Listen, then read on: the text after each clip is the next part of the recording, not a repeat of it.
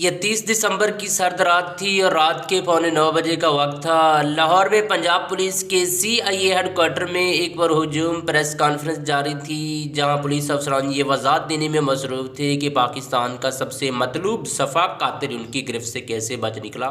ناظرین، محمد علی جو کہ جاوید اقبال کے والد تھے، تقسیم ہند کے بعد محمد علی اپنے بچوں سمیت پاکستان آ گئے، جس میں 5 بیٹے اور 4 بیٹیاں شامل تھیں۔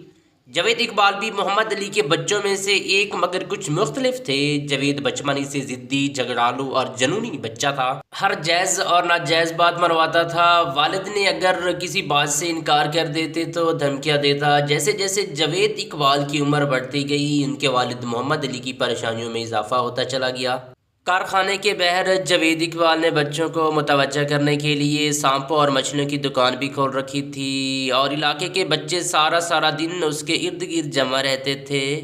نسیم مرشد کے مطابق شاد باغ میں پہلی مرتبہ اس پر بچوں کے ساتھ بدفعلی کرنے کا الزام لگا تھا۔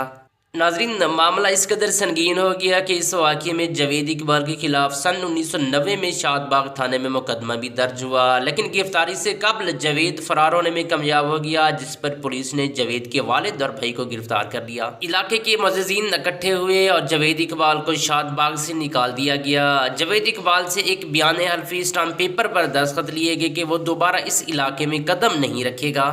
نسیم مرشد کے مطابق علاقہ معززین کے سامنے جاوید اقبال نے تسلیم کیا تھا کہ اس سے بچوں کے ساتھ جنسی زیادتی کی غلطی سرزد ہوئی ہے، جس کی سزا کے طور پر اسے وہاں شاد باغ سے نکال دیا گیا۔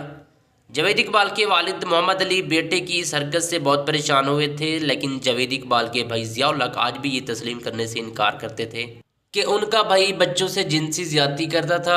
انہوں نے BBC کو بتایا کہ بس اسے بچوں سے پیار تھا۔ عجیب بات یہ ہے کہ جاوید اقبال نے 2 شادیاں کی مگر جو ناکام رہی۔ جاوید اقبال کے بھائی ضیاء الحق نے بتایا کہ پہلی بیوی سے جاوید اقبال کی ایک بیٹی تھی، لیکن یہ شادی زیادہ عرصہ نہیں چلی۔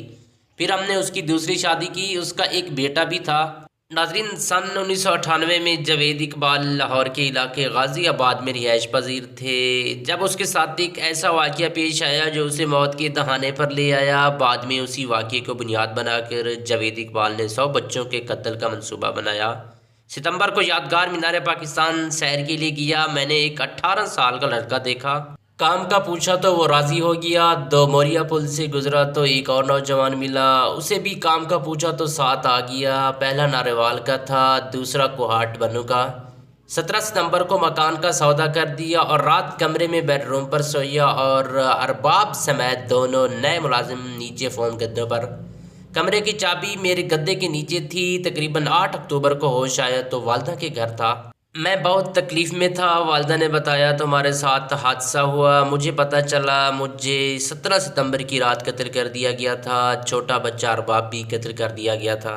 ٹھیک اسی وقت کچھ ہی فاصلے پر لاہور کی مصروف شیرا ڈیوس روڈ پر جنگ کے اخبار کے دفتر کے سامنے ایک رکشہ رکا، جس سے اترنے والے شخص کو دیکھ کر کوئی یہ اندازہ نہیں لگا سکتا تھا کہ بے ظاہر مزدور نظر آنے والا یہ ادھیر عمر آدمی ہے۔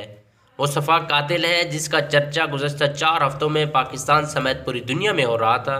اس کیس کی عجیب بات یہ تھی کہ اس جرم کا انکشاف کرنے والا کوئی اور نہیں بلکہ یہی شخص تھا، اور اب وہ اپنی مرضی سے گرفتاری دینے آیا تھا۔ اخبار کے استقبالیہ دفتر میں موجود منیر حسین کو جب اس شخص نے اپنا تعارف کروایا تو وہاں چند لمحوں کے لیے خاموشی چھا گئی۔ وہ دیر عمر شخص اپنا تعارف کروائے بولے، میں جاوید اقبال ہوں، 100 بچوں کا قاتل۔ ناظرین، اگر آپ مزید اس کا پارٹ دیکھنا چاہتے ہیں تو آپ نے ہمیں کمنٹ کے اندر بتانا ہے کہ اس کے بعد جاوید اقبال کے ساتھ کیا ہوا، ہم آپ کی خدمت میں ضرور لائیں گے۔ Thanks for watching.